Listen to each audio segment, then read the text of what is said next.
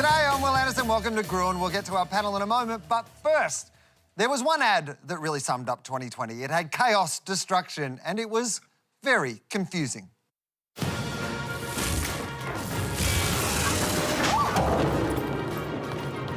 Is that your dog?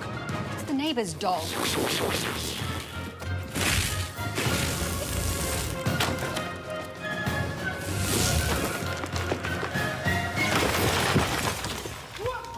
You've got insurance solved. Insurance not solved. OK, how did your neighbour's dog get a lightsaber? Who is your neighbour? Luke Dogwalker? Who called the cops on a dog? Why were the Aldi version of Mulder and Scully already there? And why didn't they do this before the dog destroyed the house? It's the only good kind of dog whistle. Also, why doesn't that telegraph pole have any power lines? Why does your fine print say to stay away from fallen power lines but not dogs with lightsabers? And why did your news headline say puppy powered and not dog destroys house? Also, lightsabers are real. That's news. And if a home has just been destroyed, then how is Aldi Scully's advice helpful? Budget Direct would have provided you with temporary accommodation for up to a year while they repaired it. Is this a game to you, Budget Direct? Is that why you literally made a game out of this ad? And finally, does Budget Direct really cover lightsaber attacks? I decided to contact the Budget Direct virtual assistant and said, my neighbour's dog is running through my house with a lightsaber. Can you help?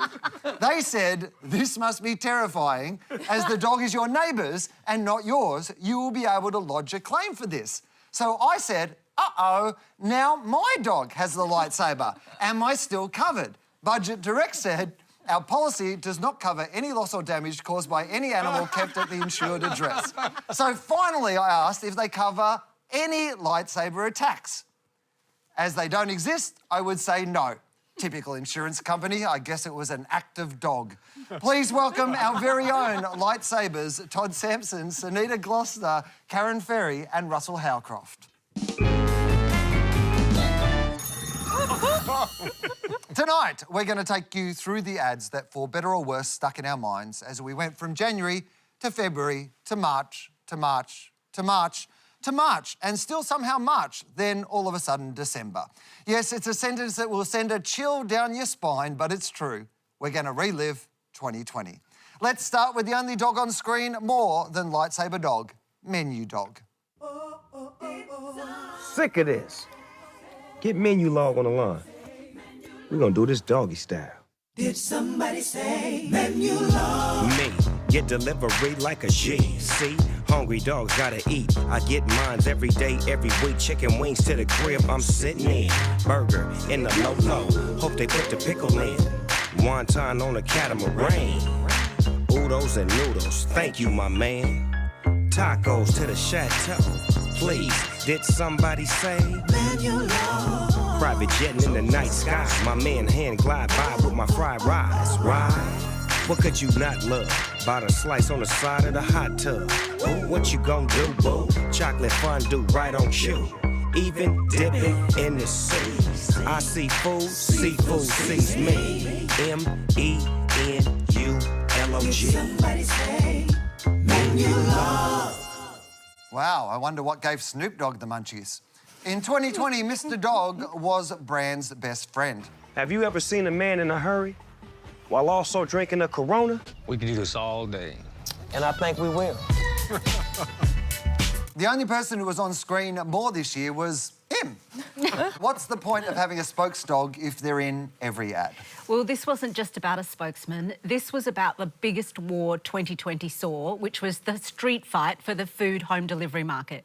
And what better weapon to take to a street fight than the most popular rap or hip-hop artist in the world, Snoop. I reckon this is probably the celebrity collaboration of the year. And it was the year for home delivery, right? So this ad, when they got him to then write the Menu Log song, which was an original, most of us would have thought that was a bit crass, but it was sensational because it just caught on like wildfire. People started singing it, people started remixing it, jingling to it. Now, you've got to remember, neither Snoop was original, nor was the N-line. KFC had been using Did Somebody Say for 2 years, but nobody's going to remember that. And that's not the power of a spokesman, that is the power of Snoop. Thank God for Snoop and menu log. Because, you know, everyone's watching Netflix and they're watching, you know, Queen's Gambit or whatever. I mean, I watched Snoop. I loved this ad so much. It just wasn't possible to get sick of it. Like, we all get sick of ads, right? In the end... What? Yeah, I know, right? Even you? Yeah, in the end, it's like, please, I can't watch this one ever again. But I would just adore it every single time. The only thing that annoyed me was when they would cut it down. So advertisers will often do this. They'll have 60 seconds of absolute pure advertising joy, such as this, and then because of media efficiency, they say, oh, we'll have a 30-second version of that. We'll have a 15-second version of that. But in doing so, they're really, I ultimately think they're disappointing the consumer, because this is a commercial that you will just sit back and thoroughly enjoy. And after all, during March, it wasn't like we had anything else to do, so we might as well watch 60 seconds of Snoop. He's made a business out of advertising. Like, he makes much more money from endorsements than he does from music. And I mean, I also love it. He got $10 million to do that for Just Eats in the UK. He probably got another $10 million for doing it here. So, yeah, it's earworm at its best. Once you hear it, it's stuck in your head. Yeah, and how well shot. So, you know, beautiful. When you've got a global star with global money. Yeah, so you're making an ad that you know you're going to ship around the world, and as a result, you just have this incredibly beautiful piece of film, which, of course, is part of why it's so sticky. Ads used to be full of things that now seem yuck. Then this year, something happened, and suddenly ads were as dead as Sizzler. But car brand Skoda didn't pump the brakes.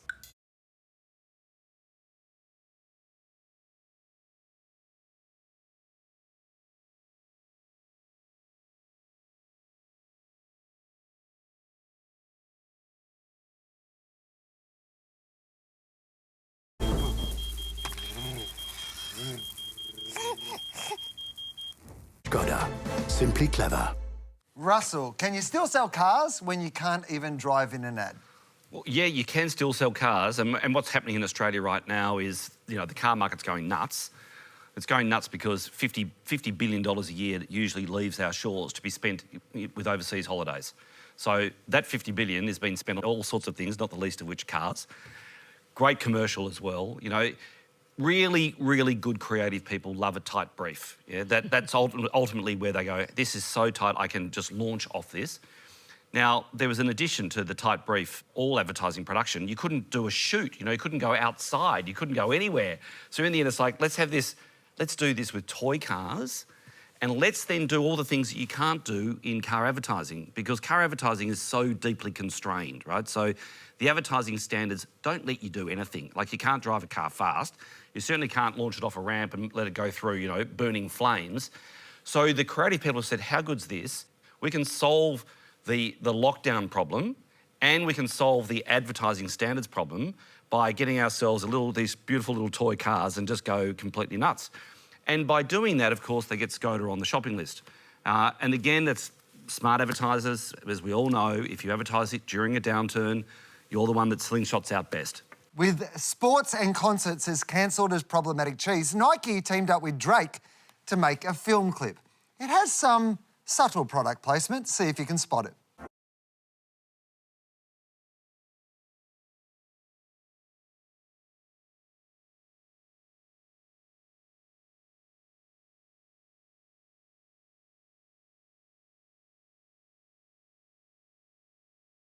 Nope, missed it. This month, Drake announced his own Nike brand called Nocta, which I assume stands for Nike Overly Commercialised This Artist. Todd, does selling out even exist anymore? No, selling out is selling in this environment. I think Spotify and iTunes have changed how musicians make money. I remember when Lady Gaga was upset that she only got $200 for a million hits on Spotify. That's how much that environment has changed. So now they make money outside of music. It used to be seen in the music world as a negative thing. If your music was used in ads, it was... I mean, even Nick Cave, who, I don't know who doesn't love Nick Cave, has sold his music to advertising. So, no, I don't think so. They've rumoured that Always been famous for his upbeat jingles, Nick Upbeat Cave. jingles, yeah. It's rumoured that this deal with Drake, this Canadian rap artist, is upwards of $500 million. If you look at clips from the 90s, they were like product placement central. So every hip hop artist was like showing off their cars, their watches, their phones, like their booze, because it was a sign of success. And it's an ability to say, like, look at all this, like, making it rain money. This is showing how well I perform as a rap artist because I'm getting the money for it. And endorsements are part of that. Selling out is, when you look in that context, invented by musicians who lived the white privilege of being able to return to a comfortable, middle-class home if everything went to shit. If you came from, which most majority of rappers did, kind of like really terrible situations where you were in gangs, where your friends were in and out of jail, where you're living surrounded by crime, they don't have the ability to go back to that. That is like the worst thing in the world. So them making money, the fact that we kind of try and dirty that is really sort of terrible. Since 1985, Codrill's unmasked jinglers have been singing this. Soldier on with Codrill, soldier on, soldier on, soldier on with Codrill, soldier on, soldier on. Firstly, Russell, love your hat. In 2008, someone from the Pandemic Influenza Committee complained to the Advertising Standards Board that the Soldier On slogan was dangerous because sick people should be doing something called social distancing. 2008. The complaint was dismissed. This year, Codrill told us to find new ways to soldier on. Sunita, will this work, or will people tell Codrill to soldier off? Look, I think Codrill was probably out of date long before COVID. Who really wants people turning up to work and sharing the flu and soldiering on? But I think the public health message this year was absenteeism, and I don't think Codrill had a chance against the accepted wisdom, which is hashtag stay the fuck at home. Yeah, I'm not certain Codrill should change the line soldier on. I mean, I agree that they need to adapt it and move it. I think that this notion of soldier on and go to work has always been an issue because Codrill's just symptomatic relief. So you're bringing the virus.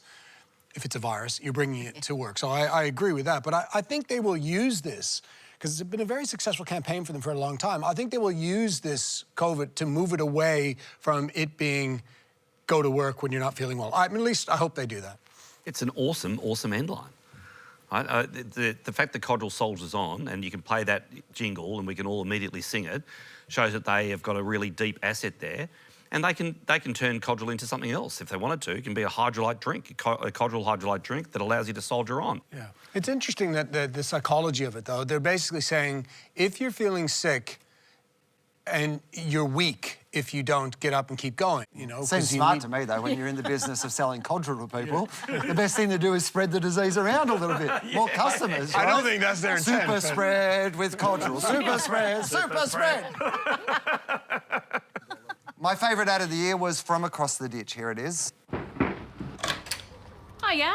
We're here because your son just looked us up online, to watch us. We usually perform for adults, but your son's just a kid. He might not know how relationships actually work. Hey, Maddie. Stay calm. You know what to do here. All right, Maddie. It sounds like it's time to have a talk about the difference between what you see online and real-life relationships. Many young Kiwis are using porn to learn about sex. Keep it real online. That ad was created by New Zealand's very appropriately named Department of Internal Affairs. Karen, what did you think of that ad? It's great, obviously for the lol reasons, but also because it doesn't shame anybody. It's a beauty, isn't it? It's such a great... I love for me, my favourite performer is the young boy. Yeah, so hey, Maddie. He's got this look on his face. It's so well cast, isn't it? It's just fantastically done. They do play the fantasy nightmare so well. Your favorite porn star shows up at your house, kid fantasy, but your mother answers the door freaking nightmare. You know, I absolutely love it. But to me, it's hats off to the government. It's hats off to Kiwi culture and to the government of New Zealand because they allow that. Can you imagine? I wish we would do stuff like that because humor and being, you know, self-deprecating is a great way to get important, serious messages through to a younger market. Now, you know, it's a jingle, some kind of visual metaphor, and it's super conservative because it's judged by a committee. If that went in front of a committee here, I think it would die. So hats off to the Kiwi government. Yeah, our government used to be a very good advertiser. Yeah. So, you know, back in the 80s, in fact, further back, 70s into the 80s, both state governments and federal governments were fabulous advertisers. And in fact, agencies would fight really hard to get their hands on a state government health campaign, for example, because they knew they were going to get to do great work. But over a long period of time now, it's become incredibly difficult in the Australian marketplace to do fantastic government advertising. I know it's something that the government would like to change. It's just so hard. There's so many people say no. And it's understandable why people say no as well, because yes is a dangerous word, you know, in the world of advertising. So imagine being in a situation where you're confronted with that script. It's going to be much easier to say no than it is to say yes, because someone somewhere is going to say, who said yes to this? And if you're in that government environment, putting your head above the parapet, actually being willing to be the person who is ridiculed, the person who's going to actually answer to the expenditure, that's a really tough thing to do. It's incredibly tough, which is why committees end up running the show, and we all know what happens in committees. But let's not forget the public service ad that we did a few years ago, which is the most famous public service ad in the world, which is Dumb Ways to Die. Yeah. Right? We did say yes to that. And on paper and on script, seeing a couple of beans, you know, kill themselves and actually explain to you how to do it would have been an easy no, right? It would have been an easy no. And considering Canberra is the porn capital of the country, maybe it will go off on that. Yeah. But I think that the governments, they would wish that they could do that as well. Yeah. So there's, like everything, 2020 is an opportunity to reboot everything, and it's also an opportunity to reboot how governments communicate to the public. Because you know what? A good laugh would be pretty nice, wouldn't it? We're not having a whole lot of that via advertising right now. Now it's time to move on to the next part of our show. So take it away, Trevor Hilton. It's a pitch.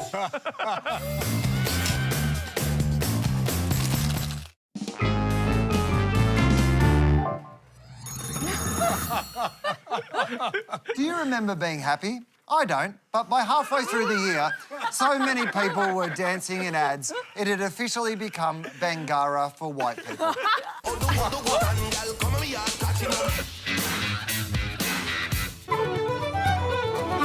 Claims are also stress-free.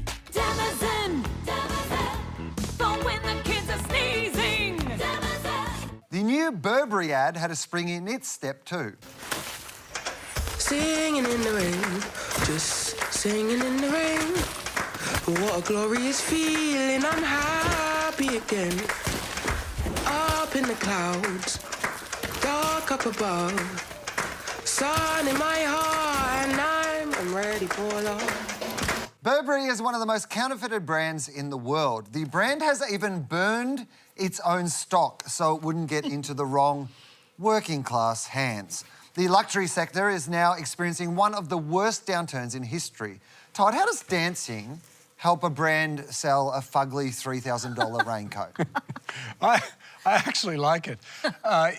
Luxury brands, especially these ultra-luxury brands, they tend to sell themselves on image and image alone. Very rarely do they focus on functionality. This is probably a luxury brand's best take on some kind of functionality. So Thomas Burberry, when he originally created Burberry, when he was 26 years old, he originally saw it as an outdoor brand. Shackleton wore it. Shackleton wore the Burberry when he was on exploration. And this is their take back to their original, you know, where they came from, their origin story, and I think they've done it in a fun, light way. The rest of the world closed off. Aussie brands started wrapping themselves in the flag. Aussie-made dog treats. Aussie-made for Aussies. Made down under. It's made for Aussie faces. By Aussie experts. And Andrew Diggy Forrest led the commissioning of a Brand Australia logo designed to help heal our totally fine and normal relationship with China. The logo cost $10 million and Aussies thought it looked like... Cat sick. Scattered raisins. The virus emoji, lol.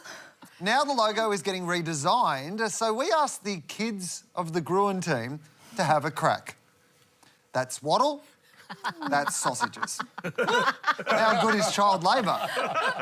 Karen, why was this logo so kangarooed? So when you're doing logo design, especially when you're a big entity like the Australian Trade Commission, or if you're Apple or Samsung, you need to create a very simple and modern design. And that's because it will roll out to thousands of partners. So you don't have control over who uses it. People will stick it anywhere from like on packaging, on top of a photo, on an illustration, on any sort of coloured background, to trade displays, to shitty photocopiers that are printed on bubble jets. And you need to make that look the same on everything. If you scale this down, it looks like a blob. If you blow it up and you see the corner of it, you don't know what it is. So it has some issues with it.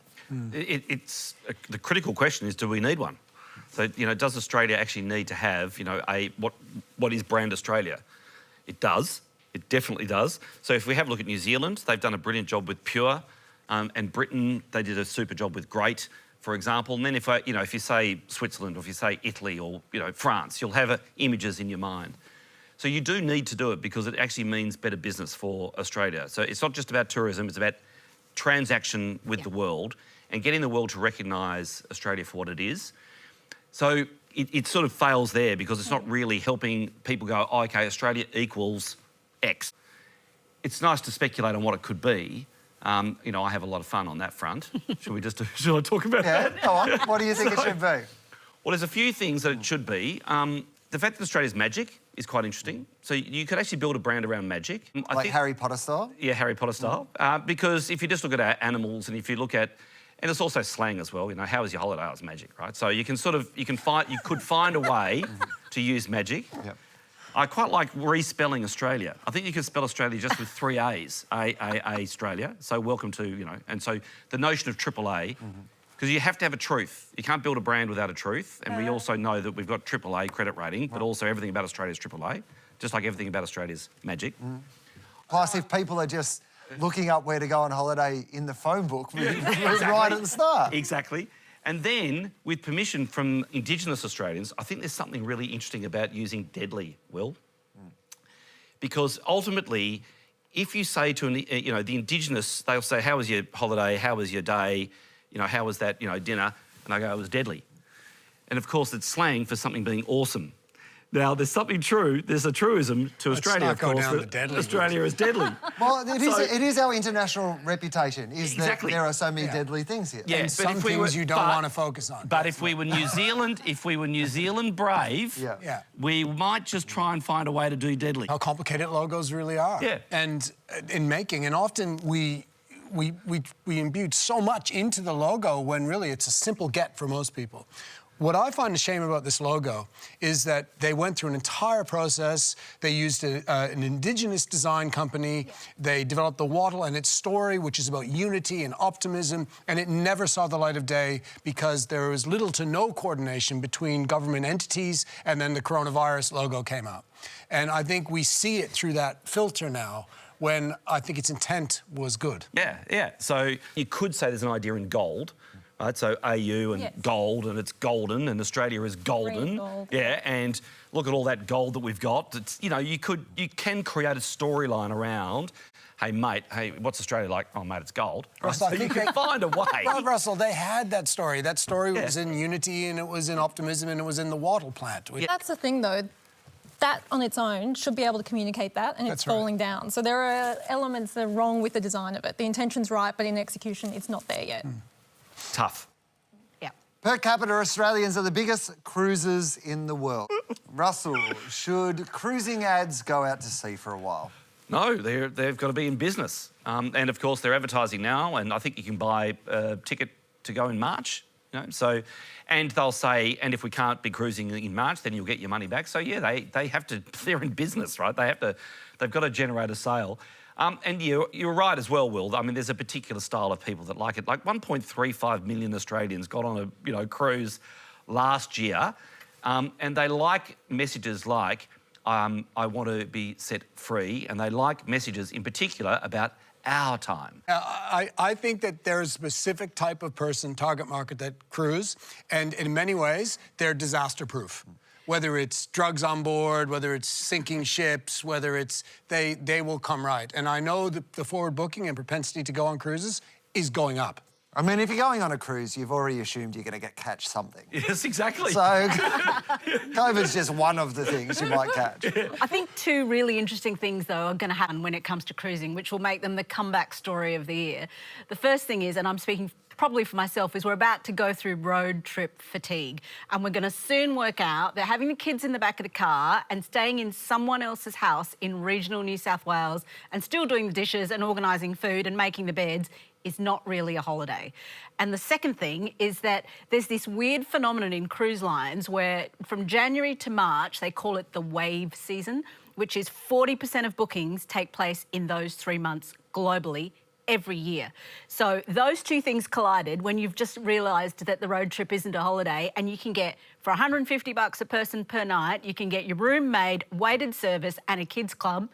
Everyone will be rebooking pretty damn quick. On top of that, there's also the travel bubble that's just been announced between New Zealand. So there's a cruise line between Sydney and New Zealand, and that is going to take off because the idea that you can just go there, you don't have to go on a plane, which is where you think COVID is, you know, whether that's true or not. Not true. Not true. But the idea that you're on a vessel where there is open air makes it seem like it's a safer trip. And 2020 still had one more shocking twist in store. A few days ago, KFC tried to make Colonel Sanders sexy in a brand new mini-movie. Should have called it a chick flick. Here's a taste. Mom, I have to tell you something. We have a problem. Secret's out, chicken man. I'll take care of this. He's ruining everything! Just kill him already! Who the hell are you? Harlan Sanders, the new chef. Mario Lopez is Colonel Sanders in A Recipe for Seduction. Presented by Kentucky Fried Chicken. Secret's out, chicken man. Sunita, I just have one question. What the fried chicken did I just watch? Look, I love, love, love this. This is 16 minutes of finger-licking brilliance. It is content marketing at its best. It's drama, it's innuendo, and it's chicken in a mini-movie. It's a bit back to the future, though. So Procter & Gamble and Unilever started off soap operas back in the 1930s during the Great Depression, and it was because in hard times we wanted entertainment and we wanted comfort. Sound familiar? Like, now's a good time to give Americans some escapism. So I think this, though, is scripting over-the-top genius by this agency. It's, you know, the opening line in the movie is, "This chicken is delicious." It then is littered throughout with innuendos around secret recipes and croutons and a little bit of sex and drama.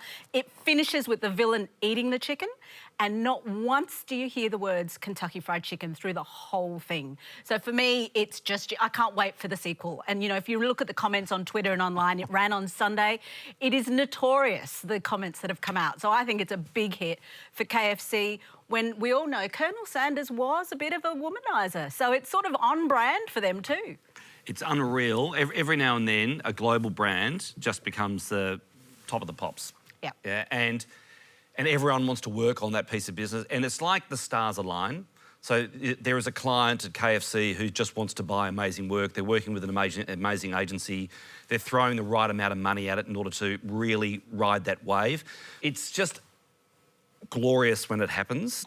The fact that they're doing, you know, the collaboration with the Crocs, the KFC collaboration, the fact you can buy, you know, a gravy-scented candle. I mean, it's just completely crazy, wonderful, creative product that's going to make KFC shine for quite a period of time. Then someone who's really important in the whole process will leave. They'll be poached. They'll go and do something somewhere else, and then the advertising will drop off. I don't know. If I died and gone to an alternate universe, that is one of the worst things I've seen this year. It is horrendous. No, it's not. I look at it and I think it is so obvious. The strategy's showing it's been done before. It just seems like they have no ideas, so they're trying to get some kind of weird talk value from doing this piece of rubbish. Am I missing something? Yes, you're not the target audience, Todd. I have to say, though, my mother worked as a checkout girl at the KFC, and I always was taught that there was a secret recipe, and it was in the bucket. And one day I scaled the bucket, got in to have a look and got arrested for scaling the bucket, of which I blamed on my mother. So that's probably, that's a bit mine. That is such a Todd story. That your story about KFC is you climbing the building of the bucket. KFC. I scaled in the bucket and couldn't get out on my own. Yeah. That's the thing, like, though, they need to attract new audiences, and that's their biggest challenge. They've been doing weird stuff like this for a few years, and it's always stuff that's bedded in culture, but it's always very entertaining. This is on Lifetime because Lifetime's biggest target marketed 25 to 45-year-old women. In December, when this ran, they get a boost of like 40% upturn in terms of viewers. So this was on at like midday on Sunday, right before you're about to decide what you want for lunch. And it's like a 15-minute, like, sexy little AC Slater from, like, you know, Saved by the Bell. It's like this nice little, like, bit of a snippet that you can have before you're deciding to actually try KFC for the first time in your life. Are you guys pranking me? No. I mean, I just worry about a gravy-scented candle because a lot of people are going to get stoned and eat a candle. Yes. This year, every brand said they're just like us, which got me thinking about those of us whose names are just like brands, like Dan Murphy from the United Arab Emirates, who gets messages like, Dan Murphy sucks dick big time. Where's my money, asshole? Or Tim Tam from Estonia, who constantly gets sent photos of biscuits. So as you finalise your Christmas shopping, spare a thought for these branded namesakes. Hi, my name's David Jones. I've shopped at David Jones all my life. I was even once a shareholder in David Jones. And I can assure you that every witty comment you think about my name, I and every other David Jones has probably heard it before. Hi, my name is Sarah Lee, and I get mistaken for the cake lady all the time. My husband even takes sneaky photos of me in front of the freezer aisle, but I don't mind because I love their cheesecake. Once I was stopped by the police. I gave them my name. They looked at me and went, "Come on, really? Richard Smith? Dick Smith?" And I've been copping it all my life with my name, Philip Morris. And who would call their son that? My dad, who was also known as Philip Morris. Hi, my name is Darryl Lee, just like the chocolate. My parents had no idea about the brand when they named me, but now I use it when I introduce myself. Thanks, mate. This is usually the point where we thank our panel, but this being the season of the unmasked jingler, we thought there might be someone else who could do it for us. His name is Joff Bush, and he composed the jingle to one of our own most beloved brands, Bluey. Here's a little tune I wrote on this melodica with this band, and now it's time to thank our panelists.